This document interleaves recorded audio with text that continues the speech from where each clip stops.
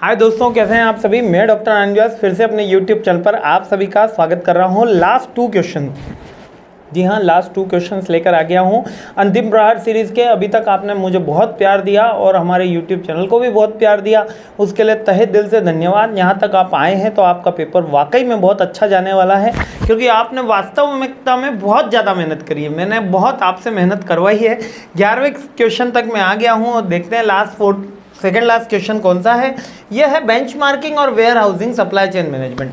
अब warehousing क्या होती है? बेसिकली गोदाम को वेयर हाउस बोलते हैं। अब warehousing is a facility play a vital role in the overall supply chain. जितना ज़्यादा हमारा वेयर हाउस होगा, जितने ज़्यादा हमारा स्ट्रॉन्ग नेटवर्क होगा और हमारा वेयर हाउस फ्लेक्सिबल होगा या बिग कैपेसिटी का होगा, इतनी हमारी सप्लाई चेन स्ट्रॉन्ग होती चली जाएगी, है ना। इसलिए जितने वेयर हाउस एक इंपॉर्टेंट रोल प्ले करता है सप्लाई चेन नेटवर्क में।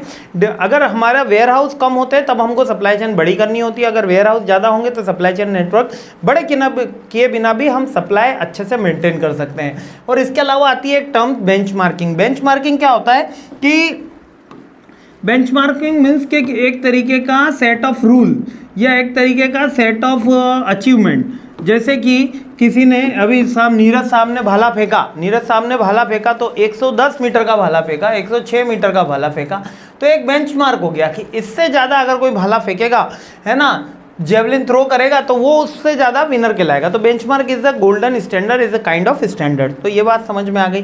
तो सप्लाई चेन मैनेजमेंट और वेयर हाउस के अंदर एक बेंचमार्किंग प्रोसेस यूज़ किया जाता है जो मल्टीनेशनल कंपनीज यूज़ करती है। यानी कि अगर टोयोटा ने यहाँ तक इतने नंबर ऑफ यूनिट सप्लाई कर दिए, इतने नंबर ऑफ सेल्स कर दिए, तो होंडा भी क्या चाहेगी कि इतने नंबर ऑफ यूनिट सेल करी जाए। ठीक है। In the dynamic landscape the global supply chain management, warehousing, benchmarking are critical components for the success. Effective warehousing practices enable efficient storage and management distribution of the goods, contributing the enhanced customer services। अच्छा ware house होगा तो enhance customer services होगी, low cost होगी, है ना, और highly availability of the product होगी।